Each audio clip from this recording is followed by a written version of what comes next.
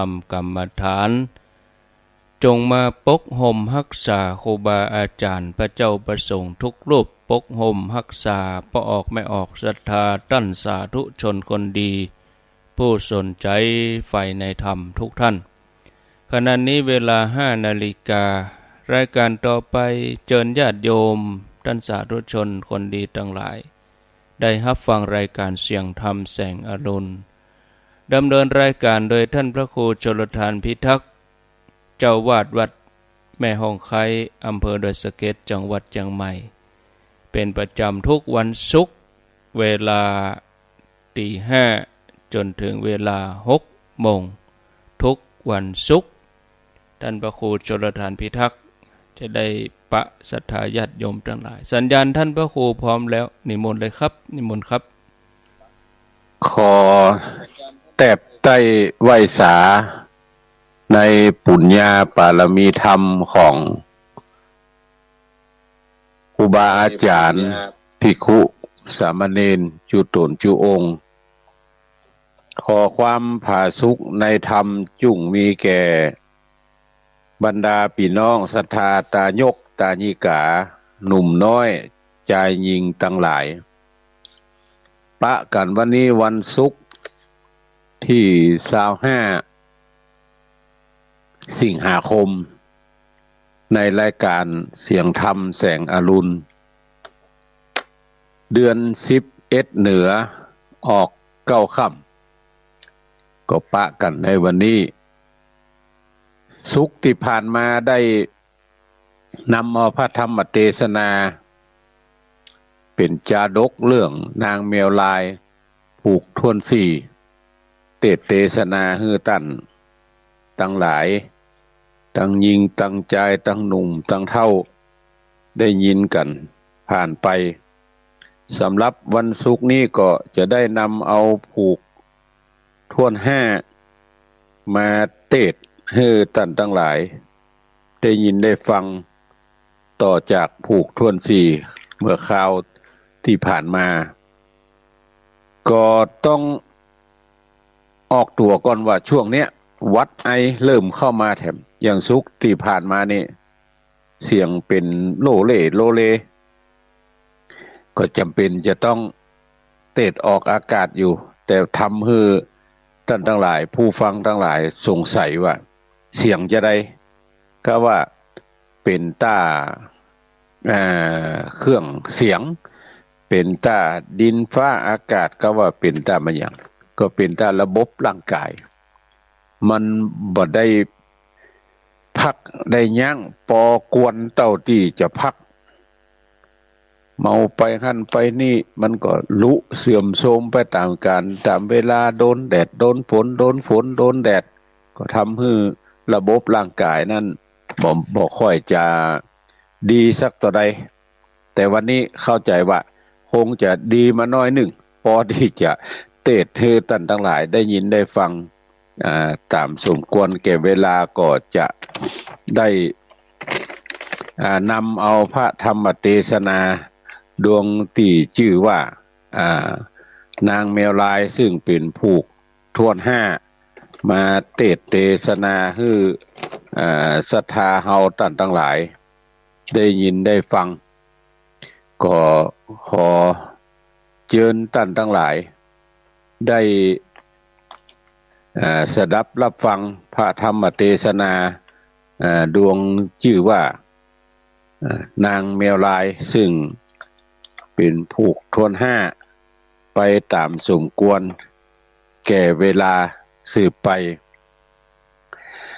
นะโมตัสสะภะคะวะโตอะระหะโตสัมมาสัมพุทธัสสะ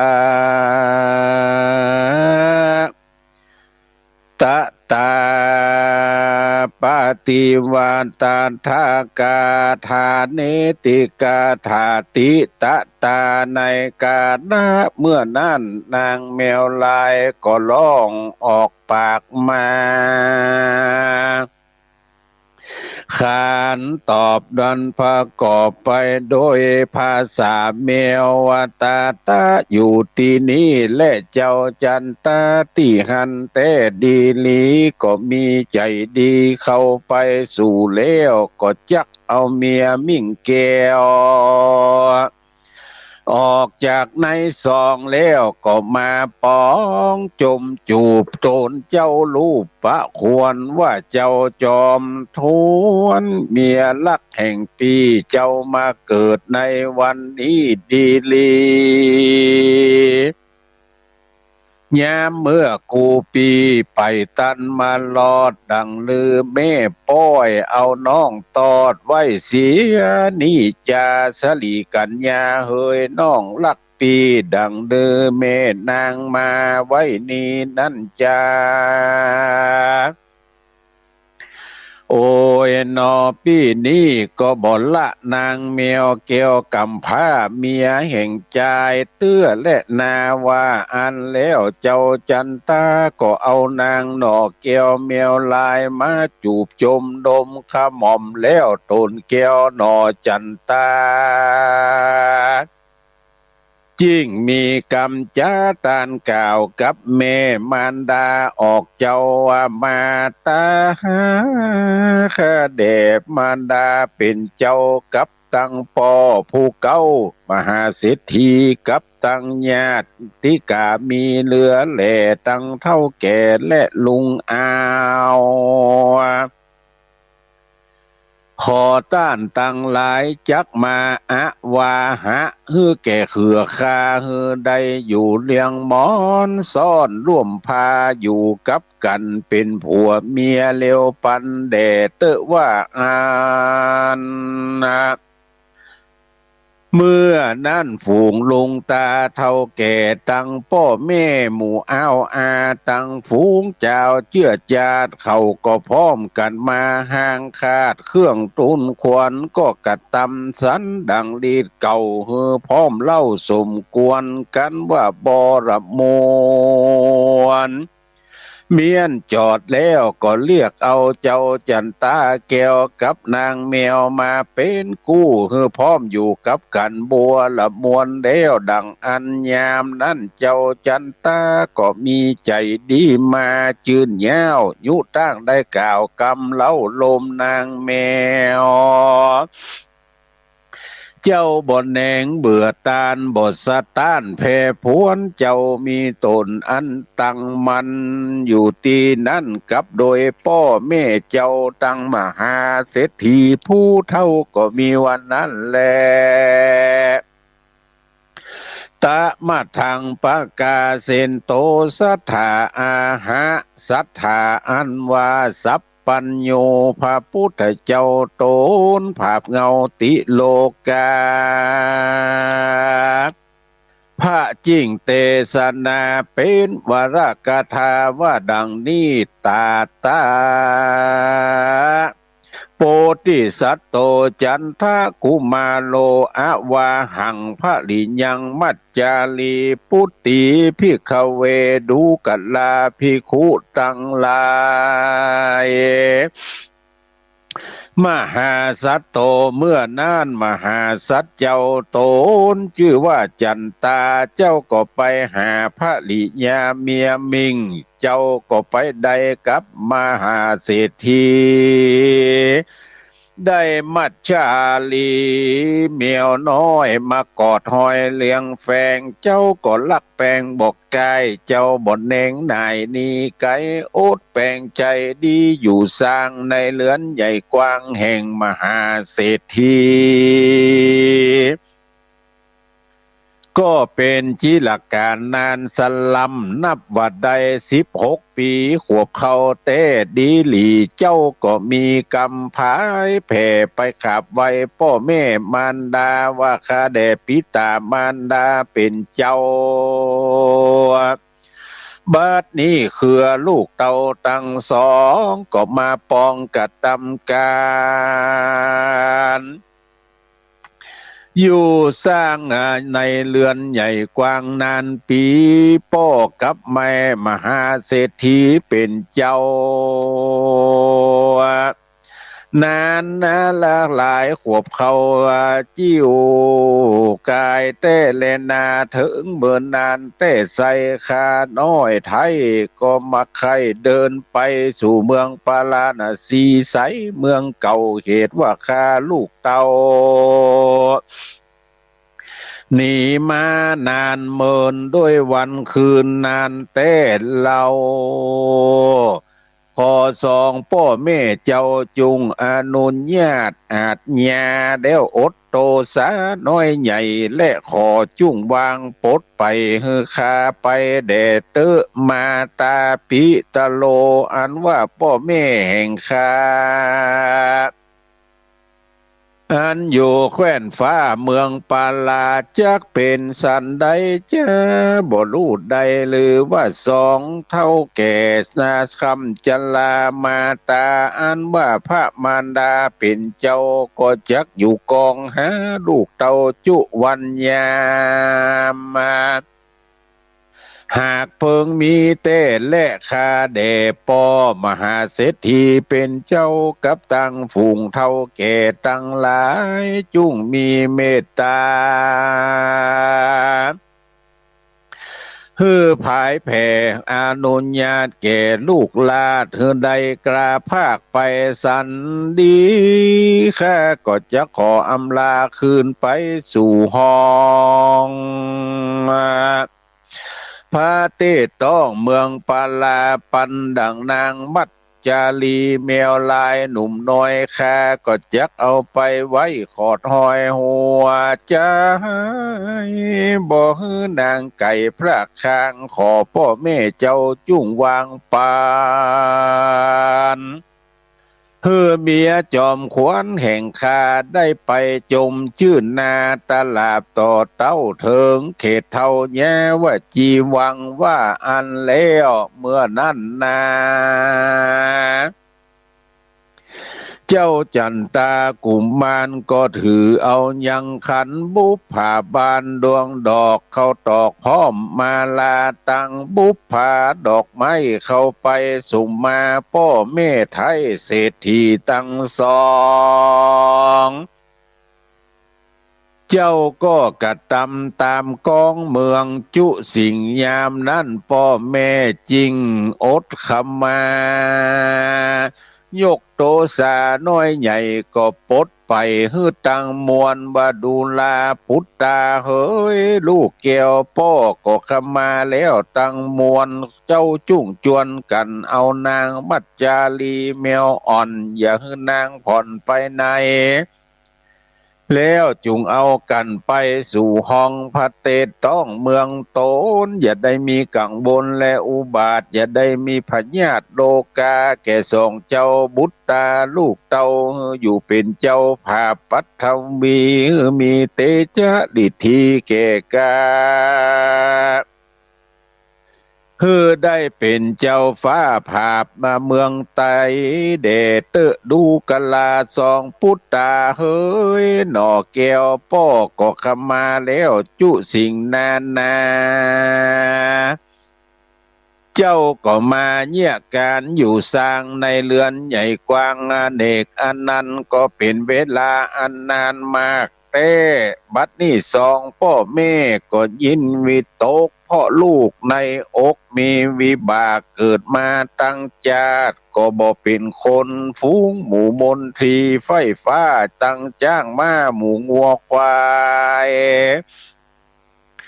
ตั้งค่ายิงใจน้อยใหญ่กูพ่อก็บ่จ้างปั่นแก่เจ้าหนอไทยดีลีเขตว่านางบุตรี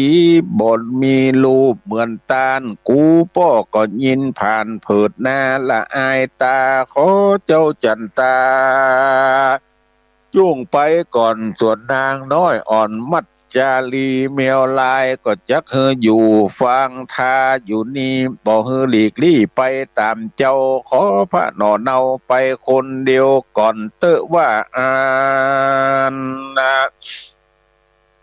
เมื่อนั้นเจ้าจันตาน้อยลาดก็ขออนุญาตต่อวางปันกับจอมทันเศรษฐีพ่อแม่เจ้าว่าข้าเดพ่อแม่เจ้าตั้งหลายอันจักคือข้าไปแต่ตนเดียวได้ข้าดงเขียวบ่มีคู่ข้าลูกจันก็หากยินมอง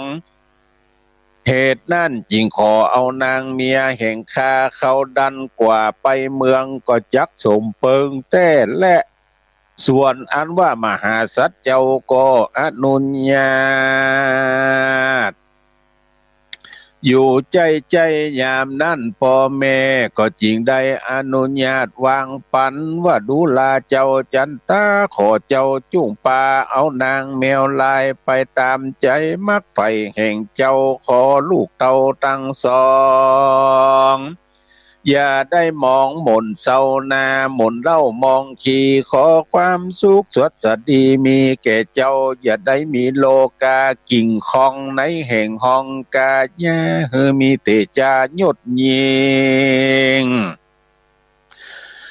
ได้เป็นเจ้าจอมมิ่งอยู่เสวยเมืองแดดเตอว่าอันก็มีแลตะตากุมาโลโปติสัตโตตังสุตัวมาตาปิตะเรนะอนุญาโต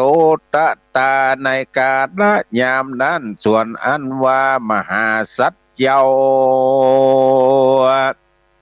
ตนชื่อว่าจันตากันได้ยินกำจาแห่งพ่อแม่อันได้อดขมาแก่ตนแล้วตนเกี่ยวก็จิ้งเจียนจาว่าปิญะพุทธาดูกัดลาพ่อแม่เป็นเจ้าขออย่าได้โศกเศร้าเครื่องใจอันว่าฝูงไพร่ไตมีมากจ้างม้าหากงัวควายข้ายิงใจน้อยใหญ่ไพร่ฟ้าหากหลวงหลายคนเต็มยายกับแนน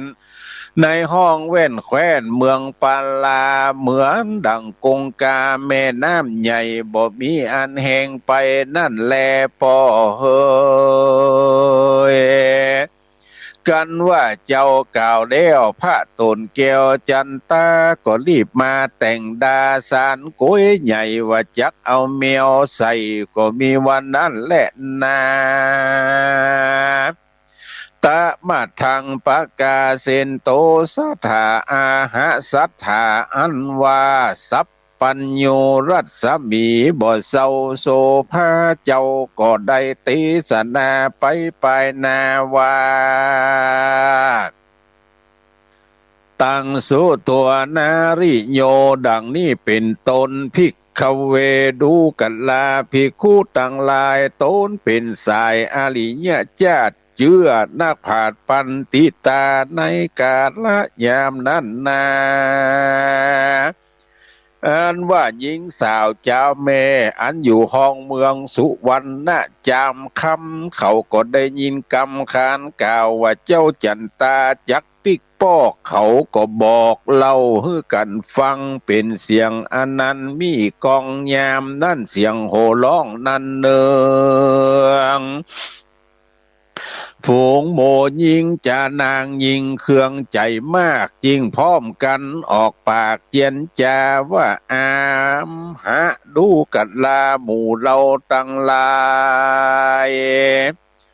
จุ้งรีบผ่านภายมาจาต่อไปตานล่อมายากับโดยเจ้าจันตาหนอเต้าอันจักปอกง่ายคืนเมืองเราตั้งหลายจุ้งปากันผัดดับเรือนแต่งยองเข้าเครื่องพร้อมอลังการเน็บดวงบานดอกไม้ตาลูบไล่ตักการวีผมหือดำเกตเก่าเข้าเครื่องพร้อมดูงามหมู่นางนงลามจ้ากับเจ้าว่าดูลาพี่บ่าวจันตาดังลือเจ้าจักหนีขึ้นปอกหนีจากหมู่คาตั้งลายสังบ่จวนเอาหมู่คาคืนสู่เมืองปาลาคนนำหน้ามีมาเขาก็หากได้เล็งหันฝูงโป่งปันพี่น้อง เข้ามาอยู่แซ่ซ่องเล็งดูและปี้เฮยเหตุนั่นเจ้าปีจักเอานางนงเราแมวลายไปเป็นกู้จักเอาไปสู่ห้องปาลาคนนำนามีมากเขาหากซ่องดาตาดูโขงจุมปูโลกลาว่าบอกเกยหันคนจานันจุตี้ปี้บ่าวเจ้าอายตาคนนำนามีมากเขาก็หากนินตาและปี้เฮยเจ้าจุ่งเอาตู่คาไปจุนาขับตามหากจัก ดูแง้มปานไฟว่าอันจุคนก็มีแลจันตะกุมาโลเมื่อนั่นเจ้าจันตะกุมาร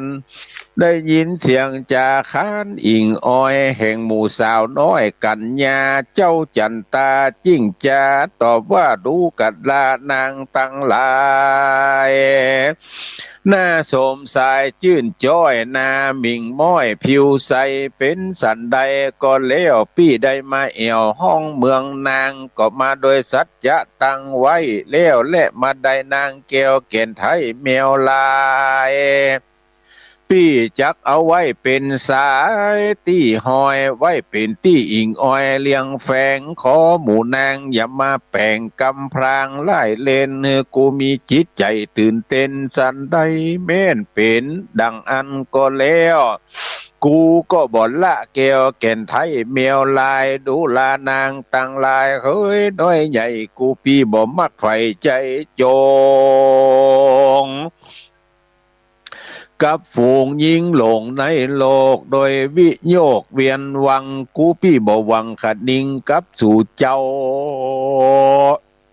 จักอยู่ม่วนเล่ากับนางแมวแม่นว่ามีเสียงร้องเงียวเงียวป่านใดก็แล้วแต่กูพี่บ่จ้างเว้นเว่ไปในมรณังแย่ว่าจีวังกูพี่วังตายกับโดยนางแมวอ่อนกูพี่บ่มีกำหย่อนลายใจแม่นเป็นสันใดก็แล้วปี้ก็จักเอานางแก้วอ่อนนางแมวนี่แหละนาตะตาในกาละยามนั้นอันว่านางยิงตั้งหลายน้อยใหญ่เขาก็ลวดยินละอายแล้วก็ไปปากันหนีไปจุภูบ่อาจสมถะอดอยู่ใดสักคนยามนั่นหนอตัดสะปนเป็นเจ้าก็ปาเอานางหนอนเอาจันฟองเข้าอยู่ในซองสันดีแล้วก็เก็บเอาเครื่องแก้วครัวดีใส่ในกุยดีหับหีแล้วผ้าโตนแก้วก็วันตาสั่งอำลายังพ่อแม่พี่น้องแต่วงศาตั้งหมู่เอาอาปาปู่เชื่อจันหมู่สหายตั้งค่ายิงใจน้อยใหญ่อันที่เคยได้ร่วมกระทำการตุกและสุขบานกับกันมาแต่ก่อนบ่ฮือผ่อนคนใดเจ้าบุญใสบ่ประมาทบ่ฮือได้ป้นปาดปองผิดใจ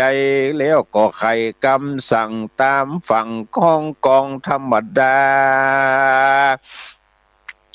ว่าสัพพะโลกาวินาสันตุมาตาปิตาญาติกานังอันตรายาวินาสันตุสหจตุวิสติดูกลาปิตามารดาพ่อแม่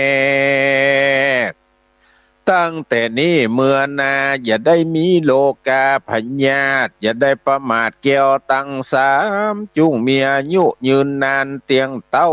120 ขวบเขาเป็นประมาณจุงได้กินตานอย่าได้ผ่อนตามฮีดปูมอนตามมาและตามธรรมดาแต่เล่าจุ่งใดเป็นเจ้าแก่เงินคำแด่เตอว่าอันพระโทนแก้วจันตาก็ยกเอาถงปลาใส่บาแล้วก็ยกย่างย้ายไปเอา ยังหาบนางแมวเราหนุ่มนายกใส่บ่ากั้มขวาแล้วก็เสด็จกาปัดภาคออกจากห้องเรือนใหญ่แห่งมหาเศรษฐีแล้วอำลาหนีไปสู่ต่างเส้นเก่ายามเมื่อเจ้าหาบแมวลายคนตั้งหลายก็จากันสะเศร้าเขาก็ปัดเปล่าพร้อมกันมาดูยังโต้นฟองฟูหนุ่มเนาอันหาบนางเนาแมวลายเขาก็ยินเสียดายแต่และนอส่วนเจ้าใจหม้อคำขาเหมือนดังกับพาคำตาหล่อเบาพระหนอเนาซ้ำมาหาบแมวลายว่าปุ่นดีละอายแต่นอเล็งพอแต่ก็มาหาบซองแมวเสียงร้องเงียวเงียวจอมกว่าเล็งพอนาก็ว่าใจคนเราใจปอเมาปั่นบาโต้นน้อยนาจันตาฝูงคนนานากล่าวจุคนหันและเมื่อนั้นเจ้าจันตาน้อยนาดได้หาบเมียตนเตียวไปตามคุ้นเมืองใหญ่พระนอไทยก็ไปลอดหอคามแห่งนางตาดำตั้งจิตหน่อยามนั่นเขาก็เล็งพอแลหันยังเจ้าตามันน้อยลาดอันได้หาบเมียวมาตามมักกาเนะยองยามนั่นนางตั้งเจ็ดพี่น้องก็ปากันร้องเอินกล่าวว่าดูกันลา เจ้าบ่าวบัวเขือนยามเมื่อตานไปเมื่อก่อนก็ได้กำสอนยังกุยกะหาบบัดนี้เจ้าซ้ำมาหาบซองแมวเสียงร้องเงียวเงียวตาเลื่อมส่องหมู่คานาดน้องก็บอกเกยหันขอเจ้าจุ้งผันคืนมาเวนีมันย่างเศร้ากับหมู่คาสักคืนข้าบ่เหิงเบินนานได้พอนายังนางกำผ้าแมวนึ่งเตื้อแลนาโพธิสัตว์โตเมื่อนั่นโพธิสัตว์เจ้าได้ยินกำแห่งนางเจ็ดน้องเนามาจาเจ้าจันตาก็จิ้งไขสารว่าดูลาเจ้าสลีคิงบางเฮ้ยเจ็ดหนออันได้อยู่สร้างก่อบนหอคามกูปี้นี่เชื่อคนดำเตียวเตือกมาเอวเลือกหาเมียนานเลือใจบ่จวบนานได้หลายขวบหลายปีบัดนี้กำเวรมีคบควายยิ่งได้เมียอ่อนน้อยขนลายเมียไอ้ใจหากเป็นเมียบานเวนเหล่านี้ได้ปากทานด้วยแมวลายนี่แหละนาว่าอันแล้วพระตนเกียวก็หนีออกจากเวียงไปเข้าสู่ดงไพรป่าไม้อันเจ้าหนอไทยเคยเตียวมาในกาละเมื่อก่อนวันนั้นแลโสกุมาโลส่วนว่าเจ้าจันตาหนอเต้าเขาก็ป้าเอานางแมวเข้าสู่ดงด่านดาวและดงนาหมู่ไม้นาเป็นดอกลมปัดออกหอมโดยเจ้าก็หาบเอากุยแมวเตียวเอวลัดดงเที่ยวป่าไม้ดงนาอันมีสาขาล่มกว้างปุ่นดีจอดอ่างเอาแรงผ้าตนแปงนอนลากดเตียวลัดป่าเขาเขียวไปตนเดียวกลางดงเขียวป่าไม้กันคำแล้วตนหนอไทยก็ย่างจุจอดเศร้านอนจากกำบอนลมเล่ากับตังนางหนุ่มเนาแมวลายว่าดูลาสายสิเนหาน้องลักพี่ตั้งแต่นี่ไปนาเจ้าลาอย่าได้เข่งขามสัก2-3 วันเราก็จักไปลอดยังเมืองแก้วยอดปาลานะสีก็หากเปิงมีแต่และว่าอันแล้วพระนอเกียวก็รับ ไปถึงในรอยถีใส่ลุงแจงเจ้าก็ยกเอาหาบแทงอันใส่นางเมียวลายพระสมสายก็ติวกว่าเข้าไปสู่ป่าไม้ไก่จ้อยวอยขึ้นสู่เขาปูดอยและล่องหอยเตียวเรียบจ้อยตีนเขาตบตีนเบาไว้แว่นจักไก่ลอดแดนเมืองสายแดดเหลืองร้อนไม่เอาตนเจ้าก็ไปพักย่างในลมไม่ตรงพ้วยลามเจ้าจิ้งจากำงามอิงอ้อยกับแมวน้อยเมียแปงว่าดูลาสายแสงน้องลักพี่วันนี้ก็ปีเป็นสันใด ก็บ่รู้ปี้นี่เตียวคูดคู่เมยเน็ดสึงปวดไปตึงตัวอ่อนมอยกวนยอดซอยพักอยู่เศร้าแรงแป่งใจดีสักหน่อยกูปี้จะก้อยนอนวันแล้วก็เอากันเตียวกว่าขอนางนอนลาได้อยู่สบายดูลานางสายใจเฮ้ยเจ้าปีนางจุงลับอยู่นี่สบายใจเมืองแห่งปีก็บอกไก่แล้วยอดแก้วเน่าอยู่จอดสบายแรงก่อนเตอะเมื่อนั้นเจ้ากล่าวแล้วพระตนแก้วก็ลวดม้อยลับไปตัดสมิงคะเนในคณะเมื่อจันตานอนเนาได้ม้อยนาเขารับไปส่วนนางสายใจเมียวลายอันเป็นสายที่ดานาดฟ้านางกดเล็งพอนาตนผัวอันมีตัวม้อยอ่อนล้วนนอนถูกทวนรับไปนางก็ออกมาจากในคาบแมวแล้วนางแก้วก็ลวดหนีไปเอวดงไพรป่าไม้ได้8 ปันวายามนั้นนางได้ยินเสียงนา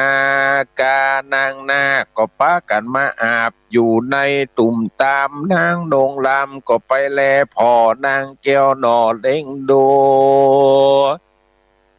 ก็หันฟ้องฟูหมู่นางนาคมาอาบเล่นสละน้องมี2 นางเป็นกู้เต้นสะสู่จุมโฟหมู่นางงูลอยเล่นอาบได้ละคาบไว้ตังฟูงครัวอันเป็นเครื่องผัดดับตัวหม้อเนื้อเป็นเสื้อผ้าและสังวานครัวเครื่องคานพื้นใหม่แกเมียดไว้บนฝั่งโบกกรณี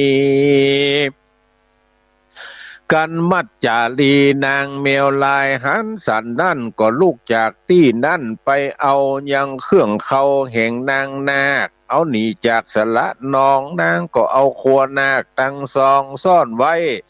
บนกวงไม้ตีสูงแล้วก็ลงมาสู่ต่ำไตนางเลงดูอยู่ก็มีเลนาตะตาในกาละยามนั้นอันว่านางนาคตั้งซอง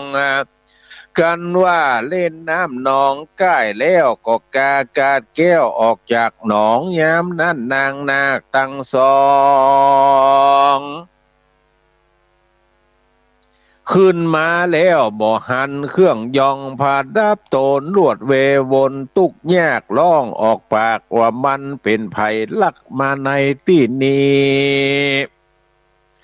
แล้วสัปปะลีแผ่พวนมาเป็นโจรบาปร้ายมาลักฝ้ายเอาขัวไปนี่จาเป็นสันใดจาเต้เล่ารู้ว่าหมู่เหล่าเทวดาอันอยู่รักษาสละนองมากระตำเฮิด2 ลาลำบากได้ทุกข์ยากนักหนาหรือว่าเป็นมนุษย์สาจาดเชื่อหรือว่าเป็นพาเนื้อผู้ใจดำแล้วมายุบมากำจักลากลักเอาครัวหนีพรากไปหรือจารู้ว่ายักษ์ขี่นีขี่นาผีเสื้อหมู่จาดเชื่อพรายดงมาเอวสงเตียวลากำเอาผ้าครัวเรารู้ว่าเผาติพญาธรเอาไปซ่อน2 เราบ่หอนจักหันเราจุ่งไปซาะหาฮือได้ใต้ลุ่มไม้เครือเขาแดดเตอะว่าอันแล้วนางนงเรานาคก็ปากันไปซาะหา ก็ไปสันใส่นางเตวะที่ตานั่งอยู่บ่มีกู้อยู่ตนเดียวกลางดงเขียวป่าไม้ยามนั้นนางนาคก็ไปไว้ขอถามว่าข้าเดชเจ้าตนงามบ่เศร้านางน้องเนามาอยู่นี่แต่เจ้ายังบ่หันไผไต่เต้ามาสักคนรู้ว่าหันคนเตียวสนดันสอดอันจาเข้ามาลอดนี่เล็งหันยังขัวอันเราเอากองกันไว้ที่นี่คนสับปะลีย่องเอาไปเครื่องครัวใส่เรียบร้อยปักปิ่นซอยสังวานกับหมู่คานผืนนุงตูคาเล็งมุ่งก็บ่หานเป็นสันใดจ้าก็บ่รู้ซองตูคาก็ยินผ่านมันเป็นการอันลำบากความทุกข์ยากมีมาอันว่าปิตามารดาแห่งข้าพี่น้องจักดาป้องติเตียนเป็นสำเนียงจมซามว่าบ่ลางเฮอหายรักษาของปกกายบ่อยู่อันว่านางยังลูกข่าวก็เฮอจุ้งก่าวปั่นยิงฆ่าตั้งสองจักโถมนากุลเป็นอันมากโดยกำปากแหนปั่นนี่แหละว่าอันยามนั่นนางแมวลายจริงใครบอกประกอบโดยกำหวานว่าดูกันลานางนงคานพี่น้องตัวข้ามาเอี่ยวห้องป่าไม้ ก็บ่หันไผเจ้าว่าหันหนูตัวหนึ่งใส่ขาวเผือกงามล้ำเลิศดีลีมันก็กาบหนีเอาไปไว้บนแง่ไม้เขือพวงบนหูกวงไม้ใหญ่คาหักใดปะหันบ่ใจจ่ามันที่ไกลคาจิ้งได้บอกปันนี่แหละนานิธิตังขีญาอันเตเตสนายังมัจจาลีนางแมวลายนิยายปางก่อนผูกทวนหาก็บังโกมโสมเลศสเดท่านพี่น้องศรัทธาพุทธบริษัททั้งหลายได้ฟังนิยายธรรมเรื่องนางแมวลายผูกทวนห้าก็ปริปุณังลงไปในเนื้อหาสาระของพระธรรมเทศนาก็ระบุแจ้งชัดแล้วที่อาตมาภาพได้เทศนาเป็นทำนองร้อยแก้วพยายามที่จะให้เป็นกำเมืองออกมาให้แน่นนักในภาษาลักที่ปันติตะนักพาเจ้าทั้งหลายเด็กก้อนไก่เอาไว้3 ตัวเหลว7 ตัวเตียวก็พยายามจะเกาะเอาภาษาเหล่านั้นให้มันเชื่อมโยงกันบางครั้งลมหายใจของธรรมภาพก็สิ้นสุดลงก่อนที่จะยื้อไปแถมตัวหนึ่งก็ปรากฏว่าทำให้อรรถรสของการฟังพระธรรมเทศนาขาดหายไปเป็นบางช่วงโดยเฉพาะผู้ที่หู้ในทำนองต้องเตียวธรรมทั้งหลายและหู้ภาษาวรรณกรรมที่จะยั้งจะจุจะตำจะจอดจะกล่าวอ้างยาวไปก็ขอสุมาภัยกับท่านทั้งหลายที่ได้ยั้งลมหายใจบ่ใจเมื่อบ่ใจยามบ่ใจช่องว่างที่ควรจะยั้งก็เพราะว่าร่างกายมันบ่พอเอื้ออำนวยสักต่อใดประกอบกับ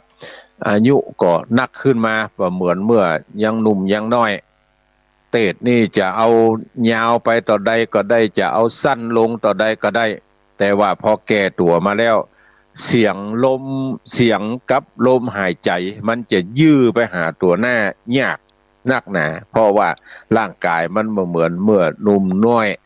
ถ้า10 ปลาย20 ปลายนี่จะเอายื้อไปแหมน้อยหนึ่งก็ได้จะเอาสั้นลงมาก็ได้แต่ว่าพออายุนักขึ้นมาก็หายไปก็ต้องขออนุโมทนากับแม่อุ้ยลองดาวเวียนกันบ้านแม่ห้อยเงินหมู่1ทำบุญกันเทศกาน้ำกาไฟมา120 บาทแล้วก็อุ้ยเพนดาวีหมู่ ปืนเขียนที่นี่ว่าหอมกันทำวันศุกร์แถม50 บาทแม่อุ้ยบุญตาจันดีบ้านหนองแฝกหมู่5ใส่เขียนที่นี่ว่าใส่กันทำทุกวันศุกร์แถม100 บาทแล้วก็นางจันพลอยเสมอพันธ์บ้านหนองแฝกหมู่5เขียนไว้เชื่อเดียวกันว่าใส่กันทำวันศุกร์แถม50 บาทไปปะกันวันนั้นตีงานทำบุญครบรอบ90 ปีวันสถาปนาโรงเรียนบ้านแม่ห้อยเงินก็มีผู้ไปร่วมทำบุญสุนทานไปออกโรงทานไปร่วมเป็นเจ้าภาพสำหรับไตรยทานก็หลายหมู่หลายจุ่มก็ขออนุโมทนาแล้วก็วันพูกเนอะท่านทั้งหลายที่วัดบรรพตสถิตที่ท่านพระสมชาติชาตปัญโยปเรียนธรรมไปพักจำพรรษาอยู่ที่หั่นกับท่านหลวงพ่อเจ้าคณะอำเภอวังเหนือไปอยู่จำพรรษาช่วยกิจพระศาสนาอยู่ที่วัดบรรพตสถิตเพิ่นจะทำบุญอุทิศส่วนกุศลให้แก่บรรพชนส่วนหนึ่งแล้วก็จะทำบุญในโอกาสที่ได้ไปบูรณะปฏิสังขรณ์ถาวรและวัตถุของวัดบรรพตสถิตภัยบัติดกิจการงานใดวันพุกก็ขอเชิญชวนกันไปร่วมกินร่วมทานที่วัดบรรพตสถิตอำเภอเมืองจังหวัดลำปางกับท่านพระสมชาติปเรียนธรรมท่านพระสมชาติปเรียนธรรมเนี่ยหรือเขาห้องกันว่ามหาสมชาติเนี่ยมันติดปากคำว่ามหาสมชาติเนี่ยก็เป็นผู้ที่เสียสละความสุขส่วนตัวเอาทำเอาอย่างนี้เป็นหลักในการที่จักปากันเปิดห้องอย่างปากันขยายสาธยายยังธรรมะคำสั่งสอนขององค์บวรสัมมาสัมพุทธเจ้าแล้วก็ได้เข้าไปสู่การบรรพชาเป็นภิกษุสังฆาแล้วก็ออกเผยแพร่ธรรมบางทีก็ช่วยโรงเรียนบางทีก็ช่วยวัดช่วยว่าเราพระเจ้าพระสงฆ์หมู่เป็นคลื่นสีขาวก็พยายามที่จะช่วยกันพี่น้องกันช่วยกันโดยตลอดมาเราบรรพุกเพิ่นจะมีการมีงานก็เชิญชวนเฮาท่านทั้งหลายเด้อไปร่วมกินร่วมทานด้วยกันบ่ได้ไปก็ฝากหอมทานไปโอนไปก็ได้อย่างใดก็ได้เอาท่านทั้งหลายว่าเพื่อความสะดวกของการทำบุญสุนทานในส่วนนี้ก็คือท่านทั้งหลาย ให้หอมไปตามกำลังทรัพย์ของท่านทั้งหลายนอกจากนั้นก็หลายๆที่หลายๆต่างเช่นโรงพยาบาลส่งเสริมสุขภาพบ้านห้วยบอดทองหมู่ที่10ตำบลแม่โป่งนี่ก็อู้จากันว่ายักทำบุญตอดพระป่าเพื่อเอาเงินตั้งหลายแล้วนั่นมาเทลานเทกลางข่วงบ้านเฮาห้องกลางข่วงแต่ก่อนเนี่ยเมื่อแปลงโดมนั่นก็ได้เอาหินฝุ่นไปถมคือมันลิงจ้ายลงมาตั้งถนนหน้าสถานีโรงพยาบาลส่งเสริมสุขภาพหรือสถานีอนามัยเนี่ยเอาถมแล้วทีนี้มันหน้าฝนก็เซาะน้ำลงไปน้ำเซาะหินลงไปแถมฝนทำให้น้ำก็ไหลเซาะหินไปเป็นห้องวันหนึ่งก็คนผู้สูงอายุประเดี๋ยวนี้มักจะใช้รถไฟฟ้าไปใช้บริการไปตรวจเบาหวานความดันอย่างพวกนี้ที่อนามัยวันหนึ่งก็เมื่อไปแล้วก็รถไฟฟ้านั้นมันบ่เหมือนใจคนเฒ่านี่ไปตั้งหน้าละแต่ว่ารถมันบ่ไปมันขำห่อม พอเร่งขึ้นแล้วมันก็ทำให้แหมแว่นหนึ่งอยู่ที่สูงแหมแว่นหนึ่งอยู่ที่ต่ำคนเฒ่าก็เอาไหนมาตันไหนก็รถ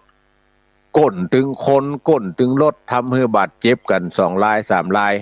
ตู้เจ้าพร้อมกับโดยแก่บ้านแล้วก็อสม.ก็มานั่งอู้กันว่าเฮาควรจะหาสตางค์มาช่วยกันเทหน้านี่ก็ดีก็เอาบุญไปปลายหน้าเนาะ ก็มันมีตึงมดกันอยู่โอ้หลายตารางเม็ดอยู่เหมือนกันเนอหลายตารางเม็ดอยู่เหมือนกันที่ได้จัดกันเอาไว้ก็เลยมานั่งอู้กันว่าเฮาเชิญชวนพี่น้องทั้งหลายบ่ร่วมกันเป็นเจ้าภาพคนไหนตารางเม็ดคนไหนตารางเม็ด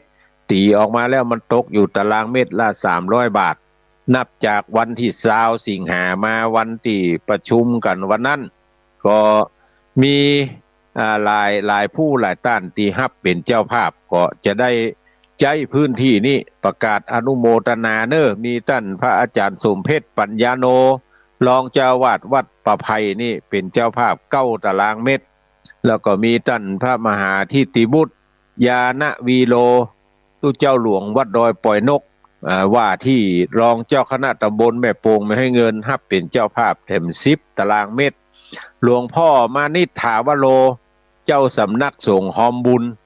รับเป็นเจ้าภาพแถม4 ตารางเมตรแล้วก็ป่อภัยรัตน์แม่ฟองมวลธาตุอินจันทร์คหบดีบ้านประไพแห่มรับเป็นเจ้าภาพแถม33 ตารางเมตรแล้วก็มีท่านนายกประยูนนางนงนุชตริโยบ้านป่าแม่แดงรับเป็นเจ้าภาพแถม9 ตารางเมตรมีท่านรองอนันต์รองนายกเทศบาลแม่โป่งท่านรองอนันต์นางกิ่งพานคำดาวบ้านประไพเป็นเจ้าภาพแถม10 ตารางเมตรแล้วก็มีแม่พวงเพชรทุนผลงามบ้านประไพแถม9 ตารางเมตรท่านรองบุญเรืองนางมัตติการธรรมพุทธบ้านแม่โป่งแถม3 ตารางเมตรแล้วก็สมาชิกสภาเทศบาลรับกันคน1 ตารางเมตร1 ตารางเมตรแถม12 ตารางเมตรแล้วก็มีคุณหมอสุดารัตน์ข้องไหมเจ้าหน้าที่โรงพยาบาลส่งเสริมสุขภาพบ้านปังไฮตำบลเทพเสด็จรับแถม1 ตารางเมตรอาตมาภาพแถม10 ตารางเมตรนี่เป็นเจ้าภาพให้หอมตีจัดเทลานรอพอสตหรืออู้ง่ายๆถ้าภาษาบ้านเฮาก็อนามัยนั่นเทลานอนามัยฮือเป็น2 ชั้นเวลาคนเฒ่าแก่เอารถไฟฟ้าไปก็ดีเอารถเครื่องไปก็ดีเอารถยนต์ไปก็ดีเนี่ยมันจะบ่ได้ลิงได้จ้อยพยายามจะเทให้มันเปียงกันแล้วก็จะใจงบประมาณน้อยนึงก็จึงบอกกล่าวเชิญชวนท่านทั้งหลายใครจะเป็นเจ้าภาพก็บริจาคได้ตามอัธยาศัยที่ท่านทั้งหลายจะบริจาคไปได้ตามความที่เฮาท่านทั้งหลายจะดำเนินการกันได้แล้วใครจะ ให้หอมบ่เอาเป็นสตางค์มาตังนี้ก็ได้โอนเข้าบัญชีพุ่นเลยโอนเข้าบัญชีกองทุนมันชื่อว่ากองทุนพัฒนารอพอสตแม่โป่ง2566เลขที่บัญชีท่านทั้งหลายจดไว้เนอะ02024361 0202447361ถ้าโอนเข้าไปปุ้นแล้วก็โทรแจ้งอาตมาภาพกรรมจะได้อนุโมทนาในสุขต่อไปแถมก็วันนี้หันว่ายังพอมีเวลาจะเปิดสายให้ท่านทั้งหลายได้อู้ได้จ๋าได้รายงานผลการรับฟังจากทางใดมีอันหนึ่งอันใดรบกวนพ่องในการออกอากาศในวันนี้ใครจะโทรเข้ามาก็เชิญเนอะ0817964608 0817964608โทรเข้ามาอูมาจากกันเนอะมารายงานผลการรับฟังว่าฟังอยู่ทางใดดูจากหน้าจอนี้ที่ท่านอาจารย์พระครูอภิวัฒนาวิกรมได้เอาสัญญาณออกอากาศประเดี๋ยวนี้ก็มีหลายท่านที่กดถูกใจกดคือเปิ้นห้องอันอย่างฮะ คือกำลังใจกันหลายผู้หลายต้าน9134เจริญพรเจริญพร เจ้าเจริญพรว่าจะได้หารับดีเจ้าฟังจากทางใดห้วยเถยเจ้าบ้านห้วยเถยนี่เป็นเจ้าภาพร่วมกันเฮาคนแม่โป่งเหมือนกันเนาะช่วยกันตามกำลังอนุโมทนาชัฒนาสถานที่อนุโมทนาสายต่อไป4116จากทางใดหาฮัลโหลเจริญพรฟังจากทางใดเวียงป่าเป้าเจ้าเวียงป่าเป้าฝนโป่งหนองฝนตกก่อแต่ว่าวันซืนวันนี้บัดตกแต่คืนตกแต่ว่าวันซืนไปบ้านโป่งเทวีฝนแต่ฝนว่าฝนแต่ฝนว่าเป็นไปตามดินฟ้าอากาศยินดีสายต่อไปใครจะโทรเข้ามาโทร0817964608วันนี้เปิดสายให้ท่านทั้งหลายได้โทรหาละในนี้คุณจันจรัสบอกว่ารับฟังจากอย่างนี้สันติธรรมยินดีเดือนเพ็ญทิมสว่างทิมวางฟังจากที่ไหนตั้งใดใครจะโทรเข้ามาก็โทร0817964608มาละ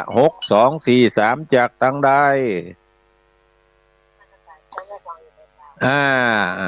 พักจากนี่ไหนสถานีใด104.75 เมกะเฮิรตซ์เนาะยินดียายพรหายไป70,000ไปดังใดเหรอยายพร ฟังอยู่นี่ยายพรร้องหัวแดง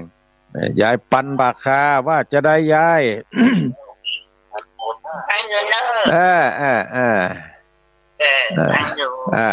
ยินดียินดี7-9ไม่สาจ้าเจริญพรห้วยการบ้านโฮงฝนตกก็บ้านโฮงละปูนตกเจ้าตก2 วันนี่ตกจ้ะอันว่าไม่2 3 8 5นี่ยินดีสายต่อไป6919เจริญพร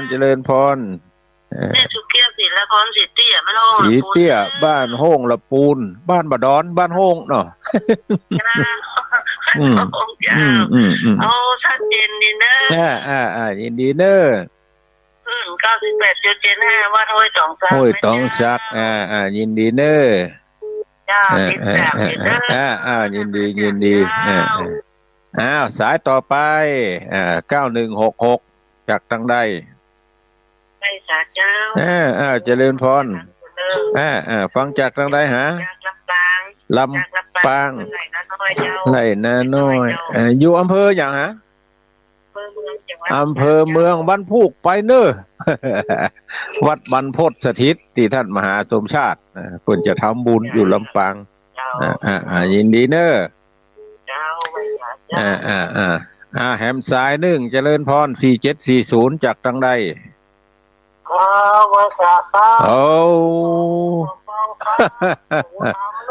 ่อบุญธรรมสบายดีเนาะ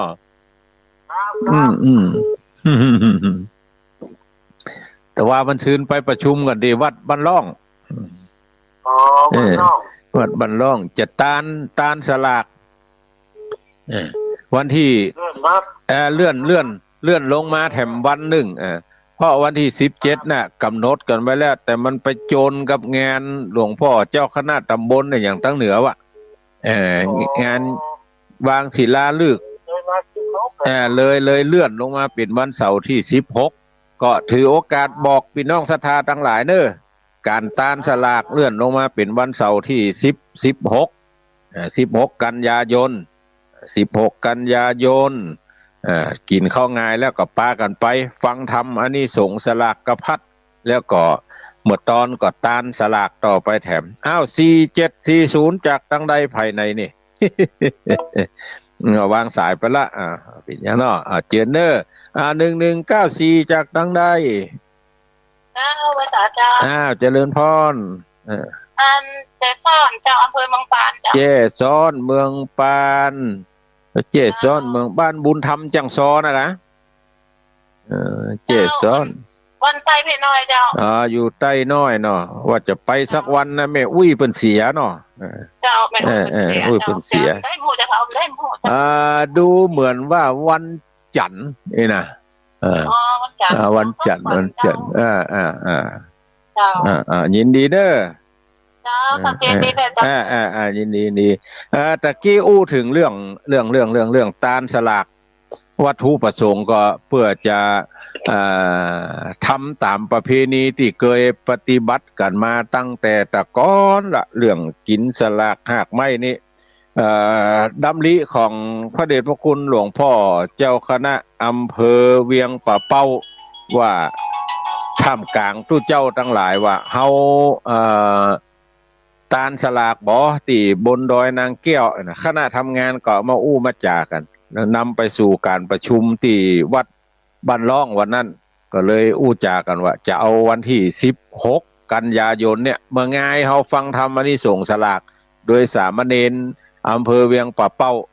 หลังจากฟังธรรมแล้วก็ฟังการโอกาสเว้นตาลโดยปุจจานโดยสเก็ตแล้วก็กินข้าวตอนกันดีดักตุเจ้าฉันเพนศรัทธากินข้าวตอนละบ่ายโมงก็นายอำเภอถึง2อำเภอตามทูปตามเตียนตามอย่างแล้วก็จะได้กล่าวกำถวายเส้นสลากเปิ่นกำหนดคือคนไหนคือเอาไปส่องกุยเพราะเนอะตีเส้นสลากนะสลากต้นสลากจะเอาตาลออก1ต้นเอาตาลเข้าหั่น1ต้นแล้วก็ส่วนต้นพิเศษไผจะแปลงไปห้อยย้อยจะได้ก็ว่ากันไปเจริญพร6836จากทางใดกะกับไว้แต่เจ้าทางรับเจริญพรฟังอยู่เจ้าจะไม่ห้อยเงินเจ้าแม่ห้อยเงินปฏิเนาะใช่นี่ป้าเสียงมันเหมือนกันเฮ้ยยินดีเนอะยินดีเนอะเจริญพรโอ้เรือแฮม4 นาที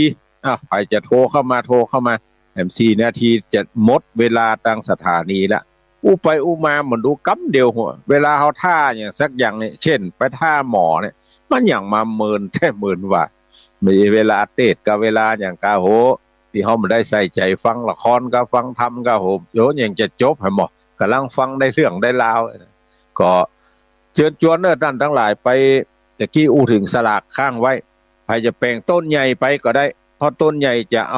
าเส้นแหมตี1เส้นนี่ท่านทั้งหลายเขียนลูกบ้านไปนะอย่าตานหาไผ่เขียนแล้วจนหน้ากระดาษ A4 ก็ได้ถ้ามีพูดสักแก็บจะเขียนถึง2 ภาคก็ได้ไปถึงปุ้นมันมีเส้นเนอะไปถึงป๊อปลงชื่อลงเสียงแล้วเขาก็จะจ่ายเบอร์ให้เฮาท่านทั้งหลายตั้งแต่เบอร์1เบอร์2 3 4 5หมวต่อได้หมวแล้วเพิ่นจะบอกคือเบอร์1ถึงเบอร์10คือเอาไปวางห้านตัดนั่นเนอะเพิ่นจะหมายไว้